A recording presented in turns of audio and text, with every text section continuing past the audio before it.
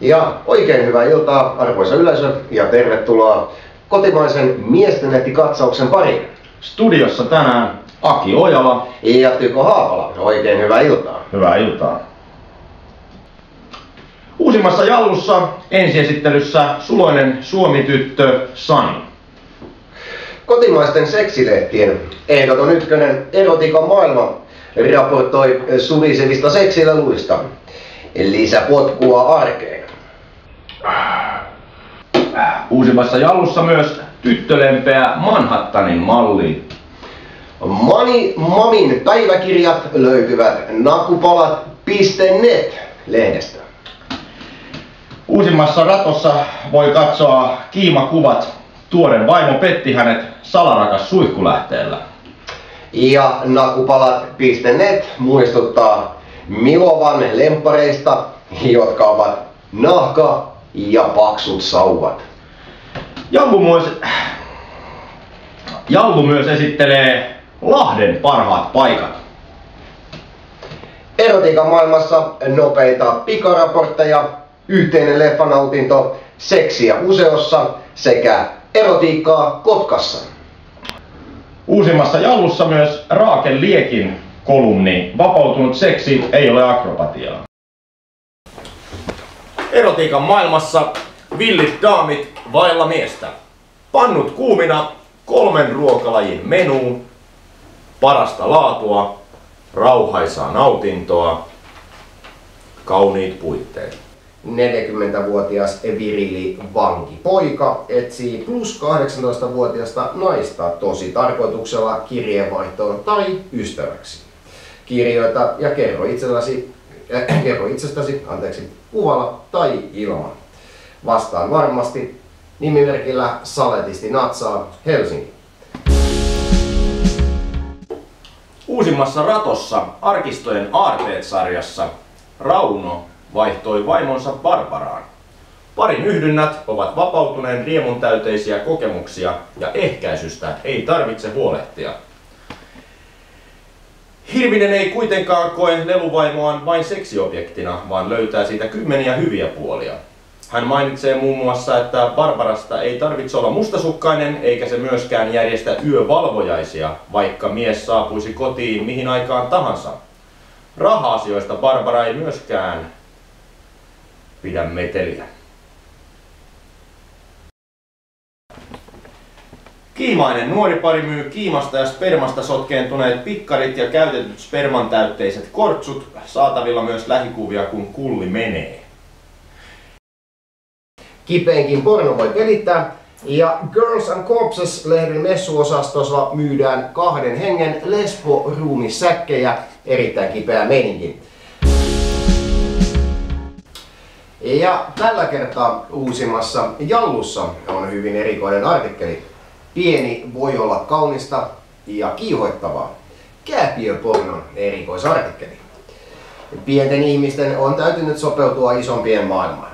Ja sama koskee myös erotiikkaa. Yhä edelleen pienten ihmisten esittämä aikuisviide leimataan kuumajaispornoksi, kääpiöpornoksi tai joksikin muuksi sellaiseksi. Tästä ei kuitenkaan ole kyse. Pienillä ihmisillä on himonsa ja halunsa siinä missä muillakin. Ja toisilla enemmän, toisilla vähemmän. He ovat seksuaalisia yksilöitä, aivan kuten normaalivartaloisetkin.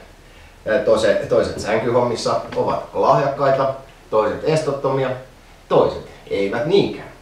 Kääpiöpornoa löytyy esimerkiksi midgetporn.comin sivustolta, justrightHeight.com sekä bangamidget.com tarjoilevat erittäin reipasta kääpiöpornoa sekä myöskin midgetslikeitbig.com eikä pidä unohtaa freakmidget.com sekä midgetcom.com. Näillä pääsee alkuun ja pitkälle.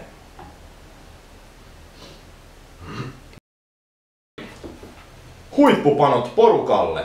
Kypsä, osaava, kaunis, hoikka blondi käytössänne sopimuksen mukaan. Ei estoja minulla, eikä estoja teillä. Kysymysmerkki. Kiimainen rehevähkö YH-äiti myy pikkarit jalastaan märkänä tai ehdota sinä mausteet. Terveisin Maarit. Tervetuloa tämänkertaiseen filminurkkaukseen.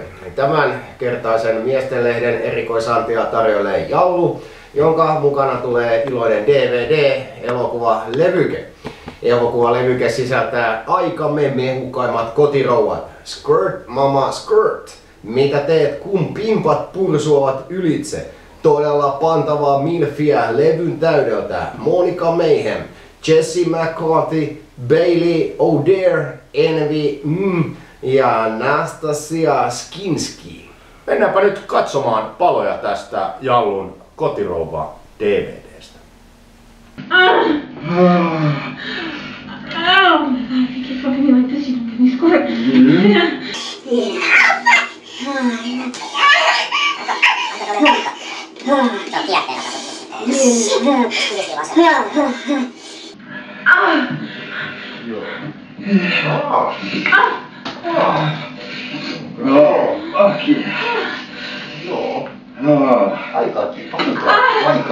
Aika kiva. Joan Angel on asettumassa valtapian ulkopuolella. Hän panee tästä lähtien vain maan alla undergroundissa. Uusimmassa ratossa lähiörouva Hanna ei jätä seksissä mitään puolitiehen. Hanna on rivakka kotirouva Saksanmaalta Hannoverin kaupungista. Hän kyllästyi valjuun elämänsä uneliassa kulttuurilähiössä ja pisti tuulemaan kunnolla. Kuvasarjoista seuraavia poimintoja. Totta kai otan moloa poskeen. Meillä päin se kuuluu sivistykseen. Oh, Jörgen, sinä konna. Pitihän se arvata. Sinäkin siis haluat nussia minua takapäin. Hanna myös kertoo, että Alasaksin rouvilla on yhteinen piirre. Voimme olla päällepäin siveitä ja ehkä vähän ylpeitäkin, mutta kyrpä meillä on kuitenkin aina mielessä. Näin siis Hanna Saksanmaalta.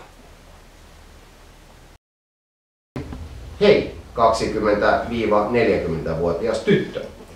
Täällä olisi 31-vuotias mies vapaalla. Olen vain suorittamassa tällä hetkellä tuomiota, muuten ok, luotettava mies Keski-Suomesta.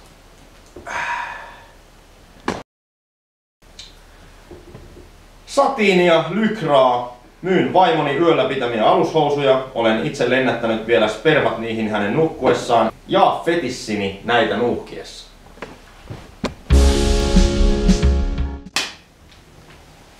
Ja tervetuloa hyvät katsojat. Miestenlehti katsauksessa tällä kerralla Musa Cornerissa uskomaton määrä vieraita meillä täällä tänään.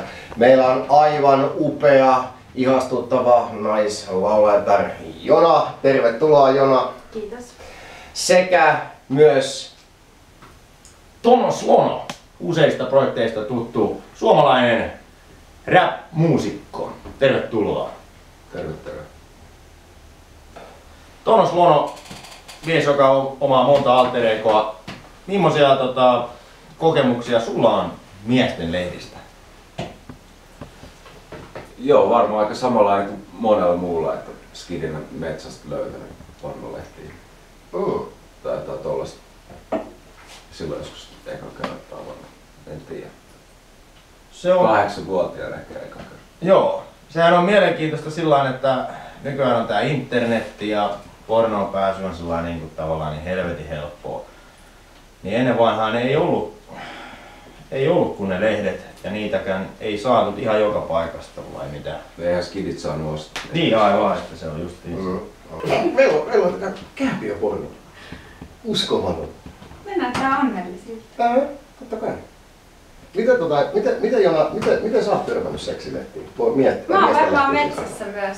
Metsässä? Metsässä. Mä muistan, pojilla oli maja ja mä kävin siellä aina vierailulla. Sieltä löytyi semmosia mähmäsiä, siis sateesta ja sammaleista mähmäsiä. Maasta löydettiin. No joo. Miten Haapala, miten sä oot löytänyt pornolehdet? No mä löysin kans sillain vähän niinku Tono tuossa sanoi, että sillain niinku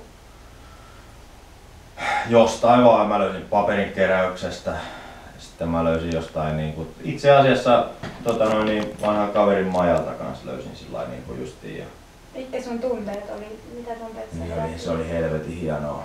Helvetin hienoa. Se on niinku ennen mielikuvitus pelasi isompaa roolia näissä hommissa.